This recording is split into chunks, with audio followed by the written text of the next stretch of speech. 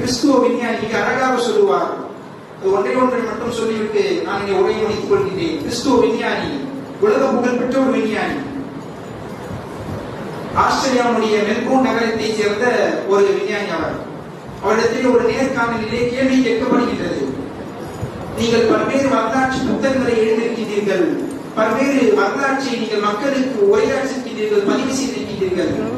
அப்படிப்பட்ட உங்களை வியப்படைய செய்த ஒரு வரலாறு என்றால் எந்த வரலாறை விரும்புகிறீர்கள் என்று கேள்வி கேட்கப்படுகின்றது. அப்போ அந்த விஞ்ஞானி பதிலளிக்கின்றார், கிபி 500ஆம் நூற்றாண்டுகளிலே ஒரு மார்க்கம், ஒரு சமுதாயம் வாழ்ந்தது. எப்படிப்பட்ட சமுதாயத்தினால் அவர் இருந்தார்கள் என்று சொன்னால், இந்த உலகத்திலே மிகவும் தாழ்த்தப்பட்ட ஒரு சமுதாயத்தினால் வாழ்ந்தார்கள். பெண் குழந்தைகள் பிறந்தால் அந்த பெண் குழந்தை உயிரோடு புதைத்து விடுவார்கள். இன்னும் விபச்சாரம், மது அருந்துவார்கள், பொய் சத்தியம் செய்து வியாபாரம் செய்வார்கள். இது போன்ற கெட்ட பண்புகள் எல்லாம் இடத்தில் இருந்தது. அவர் சொல்கின்றார், அந்த பாலைவனத்து அரபு நாடுகளிலேயே எப்படி 2 பாலைவனத்துக்கு மத்தியில் ஒரு சூரியன் உதயமாகுமோ, அது போன்று ஒரு தலைவர், உன்னத தலைவர் பிறந்தார் அந்த பாலைவனத்து பூமியிலே. அவருடைய 40 ஆண்டு காலம் வரை அவர் எந்தவித மார்க்கத்தையும் எந்தவித சத்தியத்தையும் அந்த மக்களுக்கு எத்தி வைக்கவில்லை. அவருடைய 40வது வயதில் தான் அவர் சத்தியத்தை மக்களுக்கு நன்மையை ஏவி தீமையை தடுக்கக்கூடிய வேலையிலே ஈடுபட்டார். அவருடைய 63வது வயதில் அவர் இறந்து விடுகின்றார். அவருடைய 23 ஆண்டு காலம் மட்டும்தான் அந்த தலைவர் இந்த உலகத்திலே சத்தியத்தை நிலைநாட்டியவர். ஆனால் அந்த தலைவரை இன்றைய காலகட்டத்தில் வரைக்கும் அவருடைய புகைப்படங்கள் கிடையாது, அவருக்கு இன்று ஒரு மாளிகைகள் கிடையாது, அவருக்கு இன்று ஒரு நினைவு மண்டபங்கள் கிடையாது. ஆனால் இன்றைய காலகட்டத்திலும் அவருக்கு இன்று 200 கோடி மக்கள் அவரை உயிர் நாடியாக பின்பற்றிக் கொண்டிருக்கிறார்கள். அல்லாஹு அக்பர்.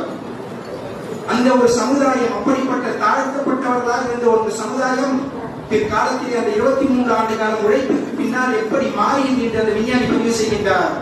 பிற்காலத்திலே ரோம சாம்ராஜ்யம், பாரசீகம் சாம்ராஜ்யம் என்று சொல்லக்கூடிய இந்த உலகத்தையே ஆட்சி செய்யக்கூடிய அளவிற்கு அந்த சமுதாயத்தினுடைய மக்கள் உயர்த்தப்பட்டார்கள். பல நூற்றாண்டு காலம் இந்த உலகத்தையே ஆட்சி செய்தார்கள் அந்த மக்கள். ஆனால் இந்த விஞ்ஞானி இன்னும் தொடர்கின்றார். அதே மக்களை, அதே சமுதாயத்தினரை நாம் இன்றைக்கும் பார்க்கின்றேன்.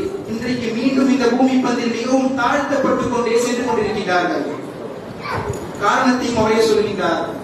காரணம், அவர்கள் யாரை தலைவராக ஏற்றி பின்பற்றிக் கொண்டிருக்கிறார்களோ அந்த முஹம்மது ரசூலுல்லாஹ் ஸல்லல்லாஹு அலைஹி வஸல்லம் அவருடைய வாழ்க்கை வரலாற்றை, அவருடைய குணநலத்தை, அவருடைய வாழ்க்கை வழிமுறையை அந்த மக்கள் எல்லாம் மறுத்தும் வாழ்ந்து கொண்டிருக்கின்ற ஒரே காரணத்தினால்தான் நாம் எல்லாம் இன்றைக்கு ஆட்சியாளர்களாகவும் அதிகாரிகளாகவும் விஞ்ஞானிகளாகவும் அமர்ந்து கொண்டிருக்கிறோம்.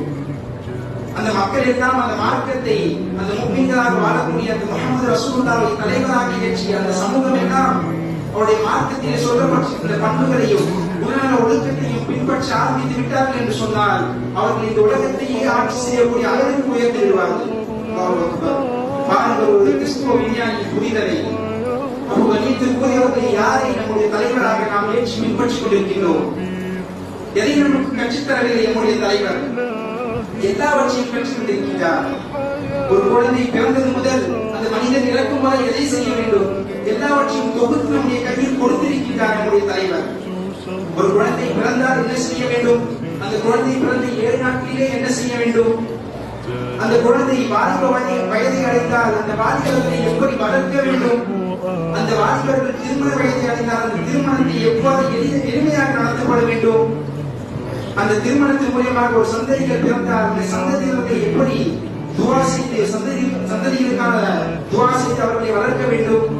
இன்னும் வயது முதிர்வின் காரணமாக நாமோ அல்லது நமக்கு முன்னால் நம்முடைய குழந்தைகளோ மரணித்து விட்டால் எப்படி அவர்கள் ஜனாசாவை குளிப்பாட்ட வேண்டும், எப்படி கஃனிட வேண்டும், எப்படி துவா செய்ய வேண்டும், எப்படி அடக்கம் செய்ய வேண்டும் என்று எல்லாவற்றையும் நமக்கு கூறி தந்திருக்கின்றார் நம்முடைய தலைவர். எதை நாம் அதை பின்பற்றுகின்றோம்?